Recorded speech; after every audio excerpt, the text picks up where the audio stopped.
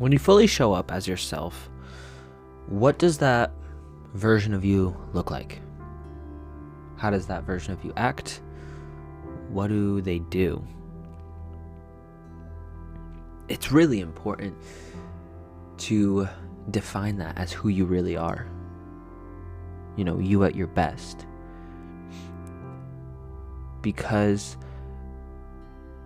we often can get into a state of stress, and when we're stressed, we go back to who we believe that we are.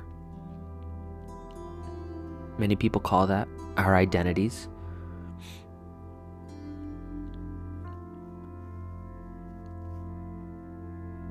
And it really does matter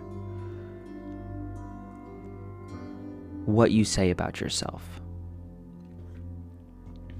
Are you the type of person that truly doesn't give up, that is laser focused, that gives more than they will ever take? Or maybe you've been saying up until now, oh, I'm just the type of person that sometimes gets what they want. Or I'm the type of person that gives a lot, but I don't need anything back. I don't need anything in my life.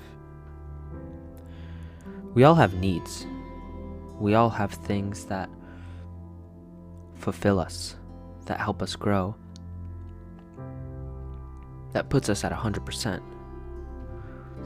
Lately, I've been thinking about who am I really? Who do I want to be? How do I want to act? And I admit I have different modes for myself, different versions of myself, maybe I'll call it. Like, I know when I'm not doing my best, when I'm not at my best, and I'm feeling a little bit worn down, I know that what I really need, what I'm really looking for, is love and connection and certainty. I'm looking for things that I could be sure of. And I know that I start to feel better when I reassure myself. When I reassure myself and get help from other people reassuring me. Sometimes I have to just remind myself of things that are obviously true in my life, things that are real. When I am feeling at my best, I have two other modes. One where I'm more in touch with my emotions. You know, I'm more present in my experiences. And then I have this other mode that's almost a little bit detached from myself and laser focused on giving. You know, I'll be in a conversation completely forgetting about how I feel or what's going on. And again, this is when I'm getting my other needs met, so I'm not saying that I'm ignoring any problems. What I'm saying is that all I want to do, all I feel called to do is give in that moment. You know, how can I serve this person in front of me? And I have those two modes, and I go back and forth between the two, and I find that just staying in one of them does not make me feel great. I like to flow. I like to go from one to the other. If I stay in one for any bit too long, like for any amount of time too long, I start to feel restless. I actually start to feel a little bit worse. I start to feel bad, and then I get back into that state where I need to find that reassurance again. And most often I can give it to myself. Sometimes it gets real bad, and I start talking to myself a bit poorly. You know, it's not the best dialogue that I have.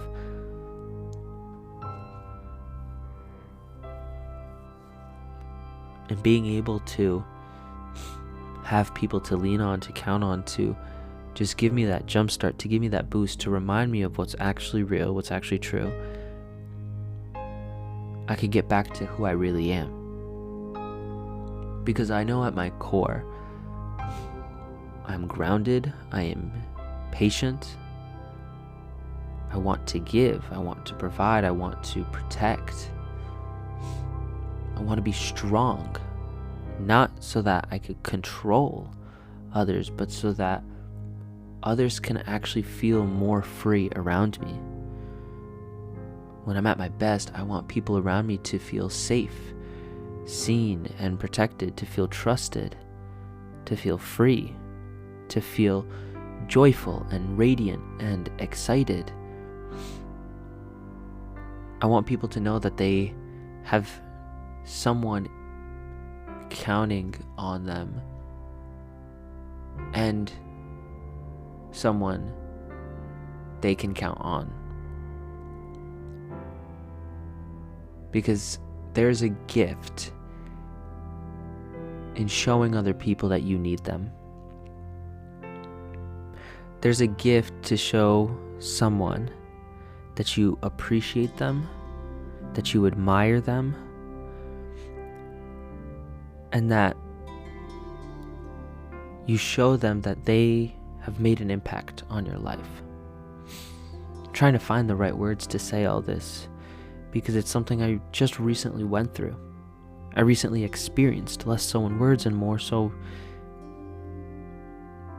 experiencing. I guess that's the only way to say it right now.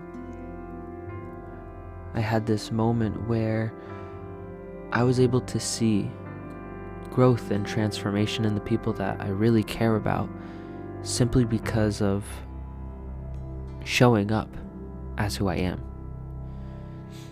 It's a really good feeling. It's a really good feeling knowing that someone is doing better because of something that you said or did.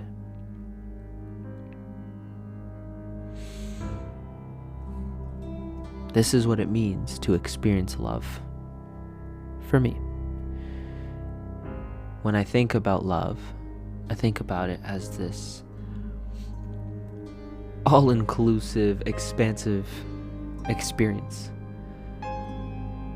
One that can be a little bit frightening at times, but also extremely exciting and extremely gratifying. And I wish nothing more than for you to meet that type of love in your life one day. That's assuming if you don't already have it. So until then, just remember to fill up with the love. And I really do look forward to seeing you in the next one. I love you.